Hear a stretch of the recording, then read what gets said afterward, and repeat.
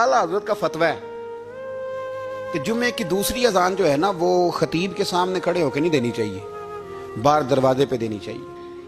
आला हजरत रहमतुल्लाह अलैह ना जबलपुर चले गए, सफर था, वहां आपके दो खुलफा थे, बाप बेटा मौलाना अब्दुल सलाम भी खलीफा थे, मुफ्ती बुरहानुल हक उनके बेटे वो भी खलीफा थे। फाज़िल बरेलवी जब वहां पहुंचे ना, आलिम वो नहीं होता कि जो बात लच्छेदार तकरीर करके तो गुजर जाए, आलिम वो होता है जिसको बात करनी भी आती हो और जहन में उतारनी भी आती हो।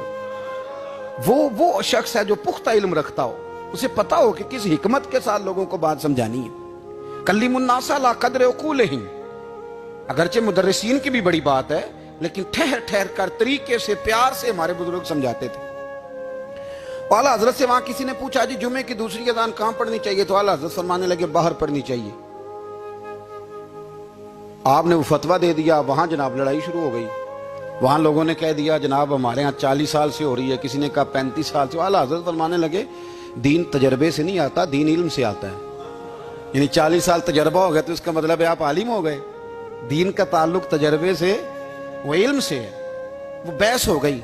आला हजरत ना अंग्रेज की अदालत नहीं जाते थे, फरमाते थे अदालत तो वो होती है जहां अदल होता है, आप उसको कचहरी कहते थे, अदालत कहते ही नहीं, तो कभी गए ही नहीं थे। उन्होंने मुकदमा करा दिया आला हजरत पे, पर्चा कटवा दिया जी, मौलाना ने फसाद करा दिया। अब वो जज मुसलमान था, उसने रीड कर लिया। वो जो नायब कासद नहीं, वो अदरी जिसको कहते हैं आवाजें देता है, फलां बिन फलां हाजिर हो, वो आला हजरत का मुरीद था। आपने उसे बुला के ना तो सारी बात समझा दी, वो समझ गया करना क्या है। जब बारी आई ना आला हजरत की, तो जज साहब ने केस पहले पढ़ लिया था कि ये मसला है, मौलाना कहते हैं अजान बाहर पढ़ो, तो कुछ लोग कहते हैं सामने पढ़नी चाहिए। उसने कहा भी बुलाओ मौलाना रजा अली खां वल्द नकी अली खां। वो कहने लगा खड़ा होकर ना जज के सामने, कानों में दोनों बिल्कुल जज के आवाज देनी थी ना बाहर जाके, तो जज साहब के सामने जज साहब की तरफ मुंह करके कहने लगा मौलाना रजा अली खां वल्द नकी अली खां हाजिर हो। और जज कहने लगा बेवकूफ बाहर जाके कह।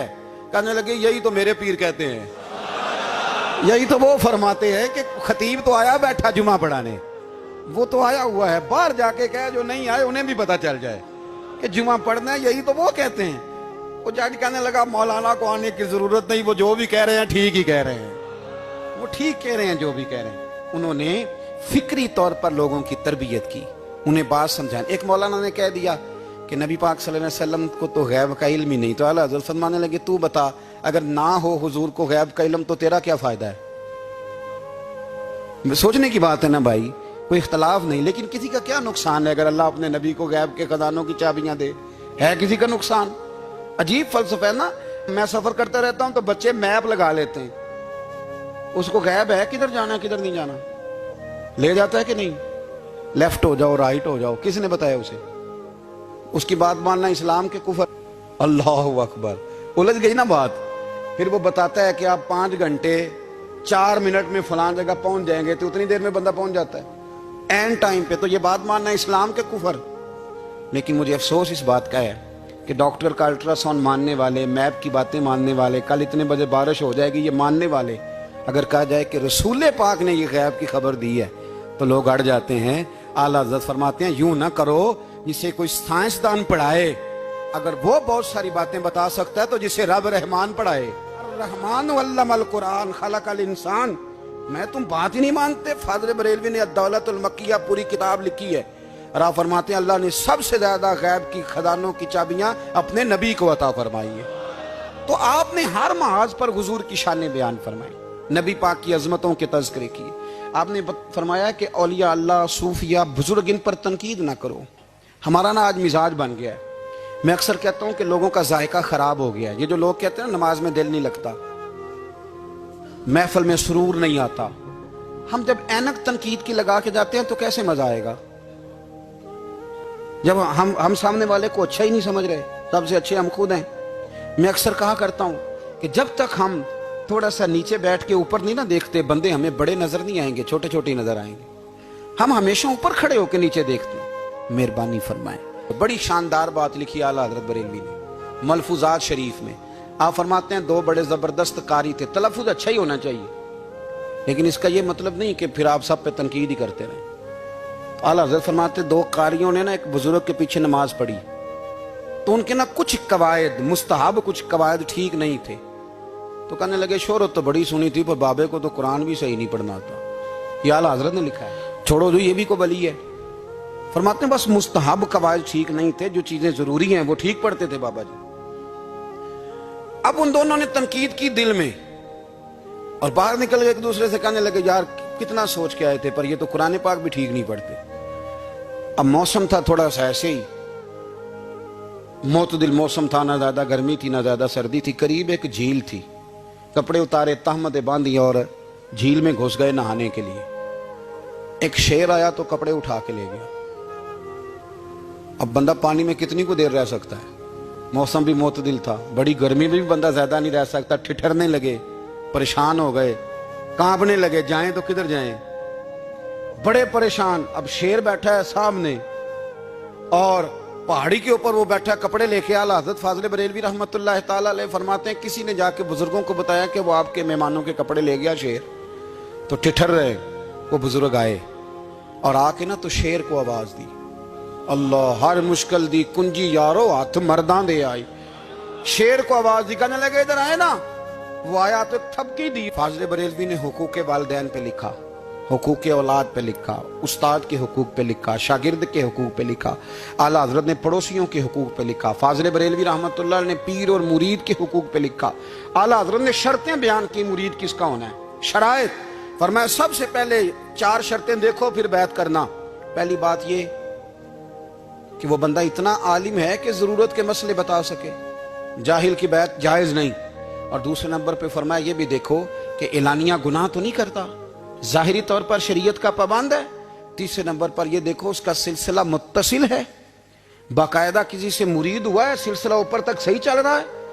اور فرمایا چوتھا یہ ضرور یاد رکھنا کہ خلیفہ مجاز ہو, کسی شیخ کامل نے اسے اجازت بھی اپنی مرضی سے نہ مان کے بیٹھ گیا ہو کہ مجھے تویز مل گئے ہیں, یہ نہ ہو. فرمایا ان چیزوں کو دیکھو اور پھر پوری پابندیاں لگائیں. کسی نے پوچھا پیر اور مریدنی کا پردہ ہے؟ تو اعلیٰ حضرت فرمانے لگے نبی پاک کی جو بیویاں ہیں نا وہ مومنوں کی مائیں ہیں, ان کو قرآن نے مائیں کہا ہے. تو اگر اس ماں کا بیٹے سے پردہ ہے تو پھر مریدنی کا پیر سے پردہ کیوں نہیں؟ فرمایا واجب ہے مریدنی کے لیے پیر سے پردہ کرنا, واجب ہے. آپ کو ایک بزرگ تھے, انہوں نے اپنے ہاں جلسے پہ بلایا. جب آپ پہنچے تو وہ عورتوں کو ننگے منہ تعویذ دے رہے تھے. آپ نے دور سے دیکھا تو واپس آ گئے. وہ دوڑے پیچھے, کہنے لگے مولانا کچھ تو خیال کریں, لوگ کیا سوچیں گے, ایسے چلے گئے. تو آپ فرمانے لگے شاہ جی آپ نبی پاک کی شریعت کا خیال نہ کریں تو میں آپ کا خیال کروں؟ شریعت اسلامیہ کا خیال نہیں کر رہے, بے پردہ عورتوں میں بیٹھے ہو. وہ کہنے لگے میں توبہ کرتا ہوں, آج کے بعد نہیں کروں گا. فرمایا پھر ہاتھ بڑھائیے, پھر میں آپ کے ہاتھوں کے بوسے لیتا ہوں. اس لیے کہ اگر آپ مان گئے ہیں تو پھر ہمارا اختلاف نہیں. ساری زندگی دین کی پہرے داری کی. اعلیٰ حضرت رحمت اللہ علیہ نے آج سے 150 سال پہلے کہا تھا مسلمان اپنے بینک قائم کریں, اپنا سرمایہ. ایک جو باتیں آج کر رہے ہیں نا آپ کے لوگ دانشور, وہ 125 سال پہلے کہا تھا کہ اپنے بینک بناؤ, آپس میں مسلمان تجارت کریں. فرمایا اپنا پیسہ ایک دوسرے پر خرچ کرو, غریبوں کو وظائف دو, وہ سارے طریقے اپناؤ جو صحابہ نے اور محبوب کریم نے ہمیں عطا فرمائے. مسلمانوں کی فلاح پر انہوں نے بڑا کام کیا. وہ زمانہ اقبال پہلے کہا کرتے تھے سارے جہاں سے اچھا ہندوستان ہمارا. پھر اللہ نے توفیق دی تو کہنے لگے نہیں خاص ہے ترکیب میں قوم رسول ہاشمی. اعلیٰ حضرت اسی زمانے سے کہہ رہے تھے نہیں بھائی جو مصطفیٰ کے غلام ہیں ان کا منصب اور معیار الگ ہے. بڑی محبت سے زندگی گزاری, اللہ سے بڑا ڈرتے تھے. سید ایوب علی رضوی صاحب آپ کے خلیفہ ہیں. وہ کہتے ہیں ایک چھوٹا سا بچہ صبح صبح آ گیا, کہنے لگا حضور آپ کی کل دعوت کرنی آ جائیں گے؟ آپ نے فرمایا آ جاؤں گا. کہنے لگا میں یتیم ہوں, باپ میرا فوت ہو گیا اور میرا بڑے دل کرتا ہے آپ سے محبت ہو گئی. فرمایا کب آؤں؟ اس نے کہا کل آ جانا. کیا کھلاؤ گے؟ تو چنے کی دال اس نے جھولی میں ڈالی. کہنے لگا حضور میں لے آیا ہوں, رات کو بھگاؤں گا, کل آپ کو کھلاؤں گا. آپ بیمار رہتے تھے, دوپہر کو سوجی کے بسکٹ کھایا کرتے تھے. سید صاحب کہتے ہیں جب وہ جانے لگا تو اعلیٰ حضرت فرمانے لگے اگر اجازت دو تو ایک بندہ ساتھ لے آؤں. کہنے لگا لے آؤ. فرماتے ہیں اس کے گھر گئے تو اندر بیٹھنے کی جگہ بھی نہیں تھی. 1000 کتاب کے مصنف, لاکھوں کروڑوں مریدوں کے پیر, امت مسلمہ کتنے بڑے لیڈر. کہتے ہیں اس نے نا باہر گلی کے باہر دروازے کے باہر چٹائی بچھا دی. کہنے لگا حضور